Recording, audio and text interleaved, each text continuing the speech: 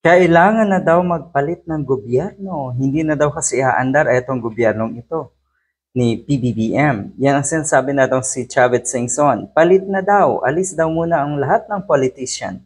At dapat daw ay yung mga ibang sektor naman ang bumuo ng gobyerno. Na?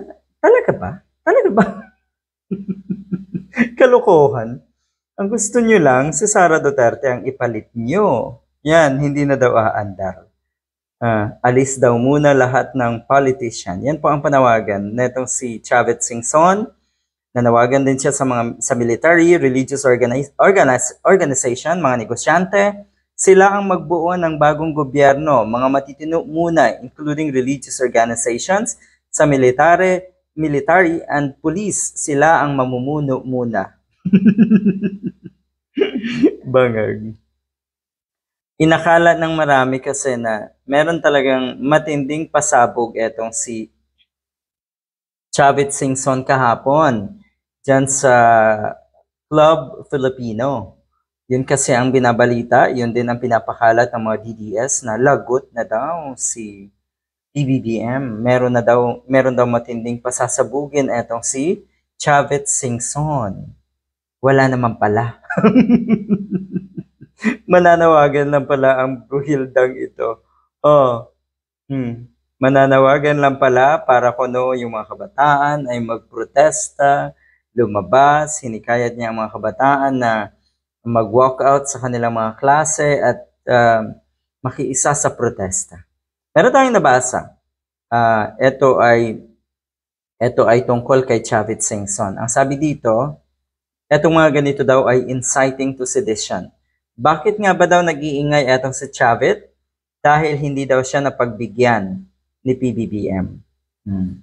May post kasi unang-una etong si Jason sana kuno ay merong malaking pasabog. Alam niyo naman etong si Jason sa isa ring fake news peddler daw.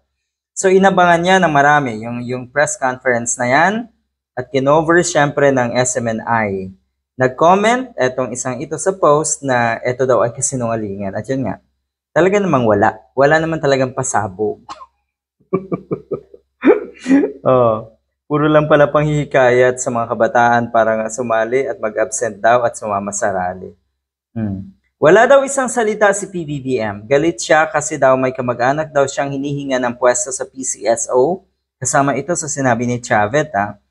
At yun nga, hindi daw napagbigyan. Kaya ayon, nanumbat na etong si Chavez dahil hindi nga napagbigyan. Siya daw din ang pinakadahilan kaya nanalo si PBBM. Kung hindi daw sa kanya ay wala ngayon sa pwesta itong si PBBM. Yun pala yung pasabog. Talaga ba? Nang ibig sabihin maniniwala ng tao sa isang Chavez Singson na ang pagkakaalam ng marami ay mukhang ang kanyang construction company rin daw ay maraming proyektong nagupo na nakuha dyan sa Ilocos Sur.